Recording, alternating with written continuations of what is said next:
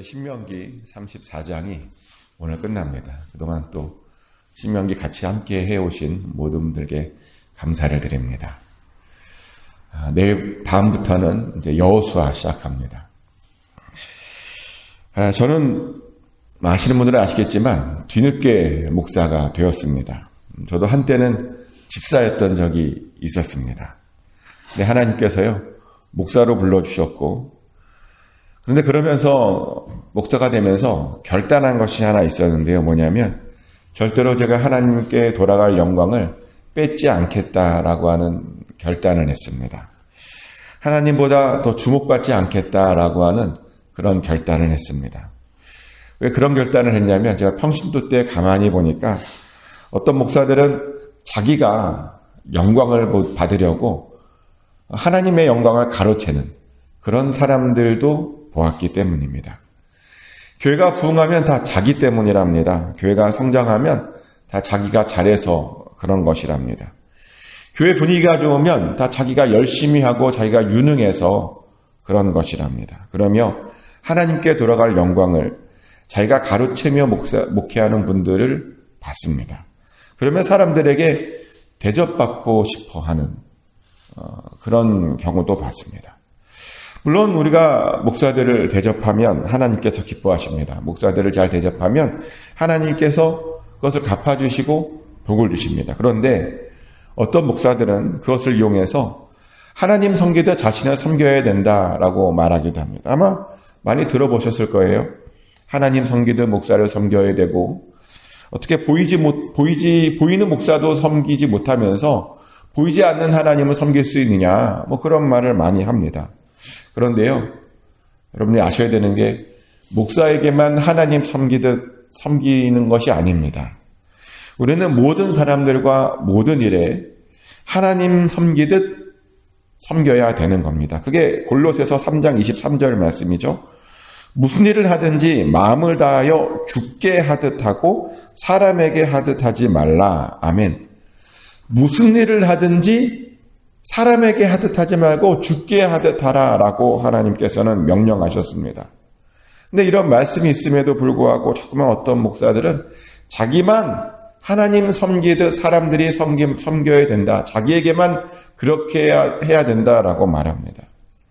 근데 그렇게 말하는 사람들을 우리는 조심해야 됩니다. 왜냐하면 사꾼 목사일 수 있기 때문입니다. 근데 저는 목사가 되면서 사꾼 목사가 되고 싶지 않았습니다. 그래서 목사가 될 때 제가 평생에 지켜야 될 어떤 목회 철학을 하나 정했는데, 그게 뭐냐면 절대로 교회보다 유명한 목사가 되지 말자라는 것이었습니다. 교회보다 더 유명해지지 말자. 어떤 목사님들을 보니까 교회보다 목사가 더 유명한 분들도 있더라고요. 반면에 어떤 교회는 교회가 목사보다 더 유명한 사람도 있었습니다. 예를 들어 여러분 되게 유명한 목사님들 이름을 한번 떠올려 보십시오. 머릿속에. 떠올려 보셨습니까? 그 목사님 교회 이름 바로 생각나십니까? 아니면 그 교회에서 하는 사역 바로 딱 떠올려지십니까? 그 유명한 목사님의 교회와 그 교회에서 사역하는 그것, 주로 하는 사역. 보통은 생각이 안 납니다. 그냥 목사 이름만 생각이 납니다. 그 교회의 그 목사가 어떤 교회에 있는지, 또 거기에서 어떤 사역을 주로 했고 무엇 때문에 그 교회가 이렇게 쓰임받고 있는지 우리는 보통 생각나지 않습니다. 근데 어떤 교회는요, 교회 이름이 더 유명한 교회도 있습니다. 그 교회의 담임 목사님이 누구인지 모르겠지만 그 교회가 어떤 일을 해서 되게 유명하다라고 하는 그런 교회도 꽤 있습니다. 근데 저는 그런 교회가 되고 싶었습니다. 저보다 교회 이름이 더 유명한 교회. 저보다 교회가 하는 일이 더 유명한 교회. 그렇게 저는 제가 영광받기보다 교회가 더 영광받기를 소망하면서 목사가 됐습니다. 근데 왜 그랬냐면요.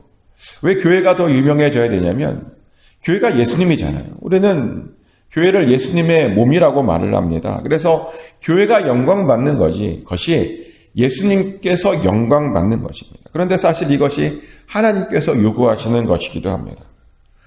실제로 하나님께서 모세에게 그것을 요구하셨죠. 하나님께서 사람들로 하여금 모세에게 영광 돌리지 못하게 했습니다. 근데 사실은 모세는 대단한 사람이었습니다. 모세는 어마어마한 선지자였습니다. 우리가 그것을 오늘 본문에서도 볼 수 있는데요. 10절, 11절, 12절에 모세에 대해서 이렇게 나오죠.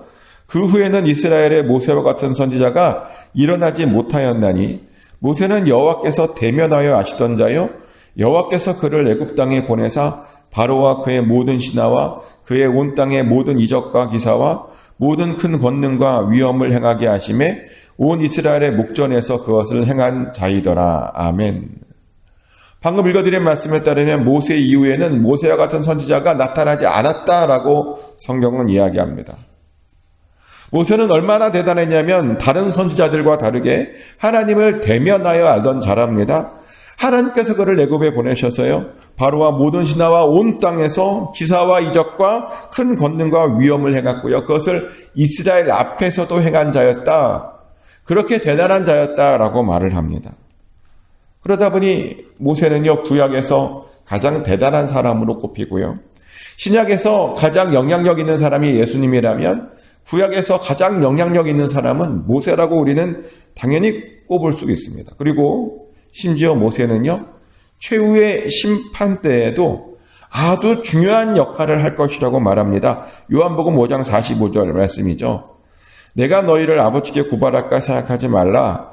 너희를 고발하는 이가 있으니 곧 너희가 바라는 자 모세니라. 아멘. 예수님의 말씀이었죠. 예수님께서 그들을 고발하는 것이 아니랍니다. 그럼 누가 고발할 것이냐면 모세가 그들을 고발할 것이랍니다. 즉 마지막 때에요. 모세는 검사로, 예수님은 변호사로 우리 앞에 있게 될 것이랍니다. 그래서 모세가 우리의 죄를 고발하면 예수님께서 당신이 흘리신 그 십자가의 보혈로 우리의 허물들을 다 가려줄 것이다 라고 예수님께서는 분명히 우리에게 말씀해 주셨습니다. 이렇게 모세는요, 하나님께서 아주 크게 사용하셨고 또 앞으로도 크게 사용할 그런 사람이었습니다. 그래서 사실 사람들이 모세에게 그렇게 대단하다라고 막 인정하고 또 모세에게 영광을 돌려도 전혀 이상할 것이 없는 그런 사람이었죠. 근데 문제는 하나님께서는 그것을 원하시지 않으셨다는 겁니다. 그래서요, 모세의 무덤이 어딘지 철저히 숨기셨죠. 모세의 무덤이 어딘지 아는 사람이 아무도 없다는 겁니다. 6절 말씀이 그 말씀이죠. 벳볼 맞은편 모압 땅에 있는 골짜기에 장사되었고 오늘까지 그의 묻힌 곳을 아는 자가 없느니라. 아멘. 모세가요 분명 모압 땅에 있는 어떤 골짜기에 장사되었다는데요. 그런데 그 모세가 어디에 묻혔는지 아는 사람이 아무도 없다라고 성경은 이야기합니다. 없대요. 아무도 알지 못한대요. 그러다 보니 이 모세의 무덤과 관련된 혹은 이 모세의 시신과 관련된 여러 가지 이야기들이 있죠. 그 중에는 성경에 언급된 이야기도 있습니다. 유다서에 보면요, 이 모세의 시신과 관련된 재미있는 이야기가 하나 나오는데요. 유다서 1장 9절에 이런 말씀이 있습니다. 천사장 미가엘이 모세의 시체에 관하여 마귀와 다투어 변론할 때에 감히 비방하는 판결을 내리지 못하고 다만 말하되 주께서 너를 꾸짖으시기를 원하노라 하였거늘 이라고 하는 이야기가 나옵니다. 이게 뭐냐면요. 천사장 미가엘이 이제 하나님의 명령을 받아서 모세의 시체를 숨기려 내려왔답니다. 근데 그때 내려왔더니 사단이 와서 모세의 시신을 그 천사장에게 달라고 요구했다는 겁니다. 그래서 막 천사장과 사단이 서로 변론하고 막 싸웠는데요. 근데 변론해도 안 되니까 천사장이요 사탄에게 이렇게 말했다 그래요. 주께서 너를 꾸짖으시기를 원한다. 그러니까 내가 너를 꾸짖지 않고 하나님께서 너를 꾸짖으셔야 되겠다. 너는 정말 나쁜 애다. 라고 이렇게 지금 천사장이 사단을 혼냈다는 겁니다. 왜 이런 이야기가 나왔나 궁금하시죠? 그래서 제가 좀 전설을 찾아봤는데요. 전설에 의하면 사단이 이런 말을 했대요. 영은 하나님의 것이고 육신은 다 자기 것 아니냐고. 그래서 영은 하나님께서 가져가는 것이고 육신은 내 거라고 나에게 줘야 된다고 그렇게 천사장에게 말했다는 겁니다. 참 재밌지 않습니까? 영은 하나님의 것이니까 가져가도 되는데 육은 내 거니까 나에게 달라. 내가 그걸 처리하겠다라고 그렇게 요구했다는 겁니다. 사단이 굉장히 플라톤의 이분법적인 어떤 그런 이야기를 하면서 천사장에게 그렇게 요구했다는 겁니다. 근데 왜 그렇게 사탄이 모세의 시신을 요구했는가 봤더니요, 모세의 시신을 가지고 사람들을 미혹하기 위해서랍니다.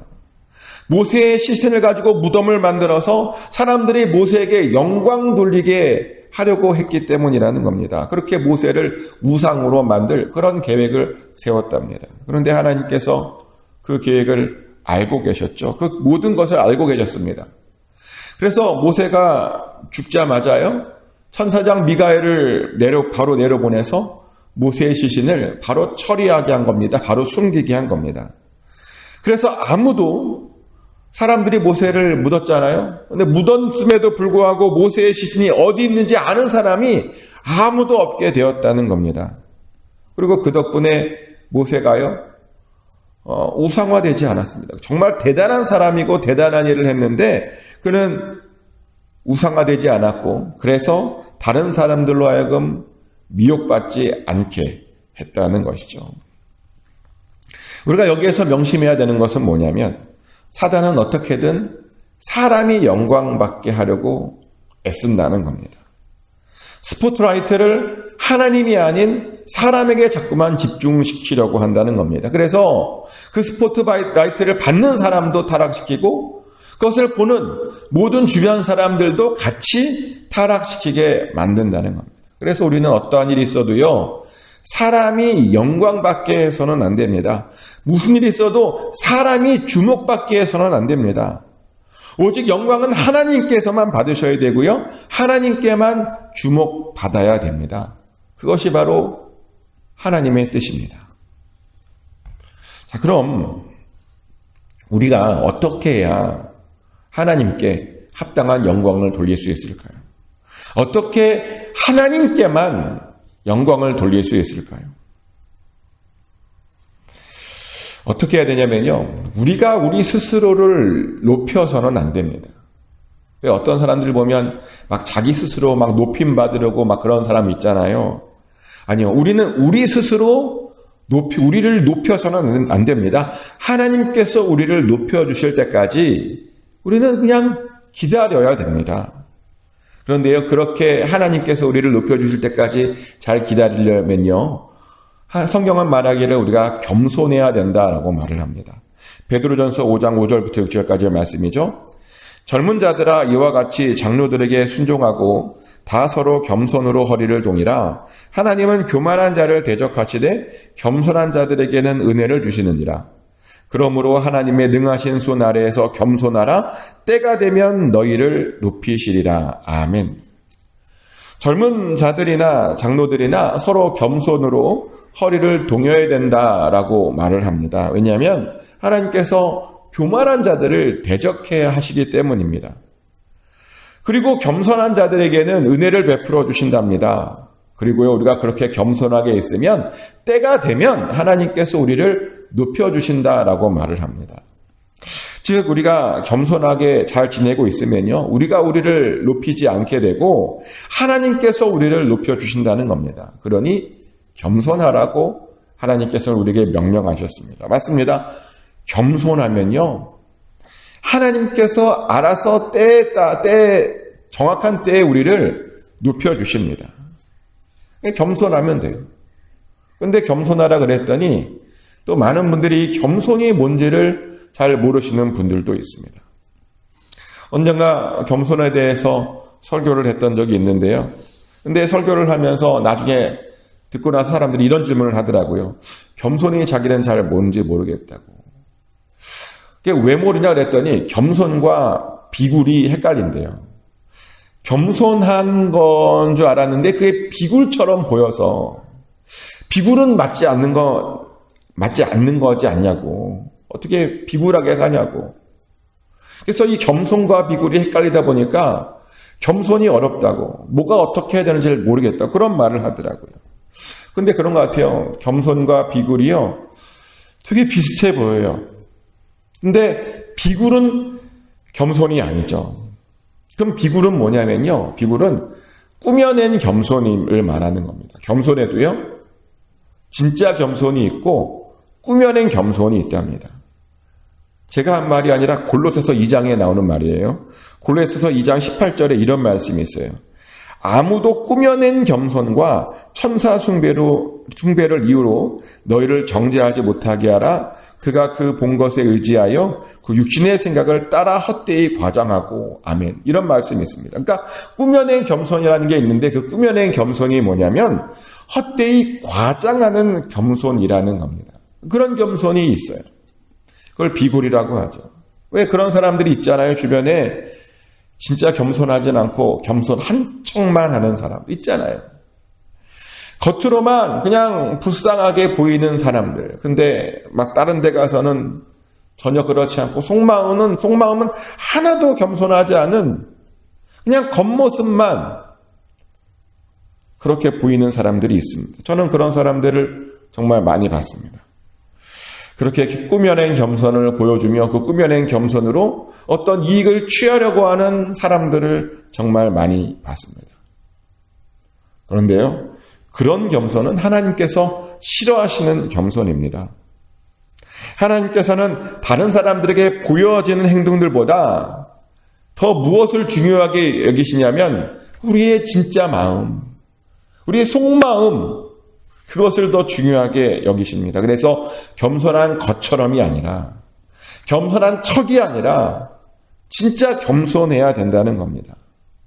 그런데요, 제가 뭘 하나 발견했냐면 내가 겸손하려고 해서 겸손해지는 것이 아니라 내가 예수님을 진짜 만나면 나도 모르게 겸손해지더라고요. 그렇지 않아요? 예수님 만나면 모르겠어요. 저는 항상 좀 뭔가 부족함을 느낍니다. 예수님 앞에 서면요, 항상 저는 무능한 것 같습니다. 그래서 예수님 앞에 서면 아무것도 할 수 없는 것 같고요. 예수님 앞에 서면 아무것도 알지 못하는 제 자신을 깨닫게 됩니다. 그래서 진짜 겸손이 뭐냐? 예수님을 진짜로 만나면 나도 모르게 나오는 것이 바로 진짜 겸손이라는 겁니다.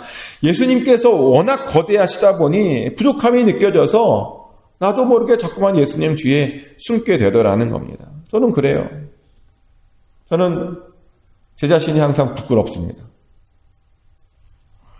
제가 교회를 섬기는 모습들, 예수님의 어떤 헌신과 수고와 열정에 비하면 언제나 부끄럽고 부족함을 느낍니다. 더 잘해야 될 것 같은데 예수님께서 피 흘려 세우신 교회를 섬기는 데 있어서 정말 더욱더 열심히 해야 될 것 같은데 그렇지 못해서 저는 언제나 죄송스러운 마음을 갖고 있습니다. 근데 어떤 분들은 아무것도 안 하고 자랑만 엄청 합니다. 우리가 오른손 한 일을 왼손이 모르게 해야 되잖아요. 모르게 해야 돼요. 그게 정상적인 겁니다. 막 나 뭐 했고 이게 떠벌리지 말아야 되는데 근데 요즘 문제는 PR 시대라 그런지 왜 이렇게 자랑하는 사람들이 많고 모든 영광을 다 자기 혼자서 독차지하려고 하는 사람들이 많습니다. 그런데요, 다시 한번 말씀드리지만 그런 모습은 딱 사단이 좋아하는 모습입니다. 자랑하면 안 됩니다. 교만하면 안 됩니다. 겸손해야 됩니다. 우리는 예수님 뒤에 숨어야 되는 사람들입니다. 그래서 예수님께서만 영광받도록 예수님 뒤에 서 있어야 되는 사람들입니다. 예수님을 드러내야 하는 사람들입니다. 그래야 나중에 하나님께서 우리를 높여주십니다. 그 마지막 때에 우리를 인정해 주시고 높여주신다는 겁니다. 축복하는 것은 꼭 여러분을 드러내시는 삶이 아니라 예수님만을 드러내는 삶을 사시길 축복합니다. 그래서 나중에 때가 됐을 때 예수님께서 여러분들을 꼭 높여주시기를 예수 그리스도 이름으로 축복합니다. 하나님 크신 사랑을